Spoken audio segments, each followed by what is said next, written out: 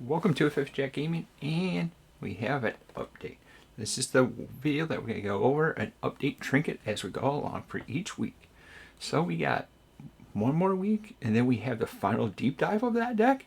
Sounds about right. So within playing the deck, we ended up finding out that we are a little bit more mana light. So I took a few pieces out, and I changed out the mana base a little bit. It was just like two cards that we ended up changing out of this round. So I'll fling it back over to the folks over at Moxfield to be able to show you what we ended up taking out and what we ended up putting in. And if you're new watching this, this is Trinket. This is our little deck that we're having for our Critmas. Where we're going to end up covering. Critmas is a holiday that Critical Role has. It's kind of like Christmas, only it's a little bit more fun.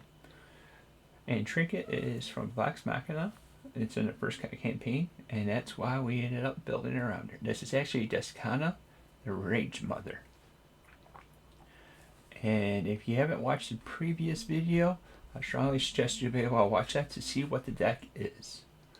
Because this is just going to be an update that we ended up doing. I have another little project that I'm working on deck-wise, so I ended up taking out a couple cards. I took out Teferi's Protection and a Worldly Tutor. I felt like we were a little bit heavily on the tutors, so I ended up taking out those. And it's a little lack of luster switch, but I added a Forest and a Plains. I felt like when we were playing it, it was still a little bit mana light, so going from 37 lands up to 39 lands, I think it's going to be a better aspect to it. Because the main thing is about playing Magic is that you gotta have lands to be able to play those cards. So we're trying this out, seeing if this ends up going right.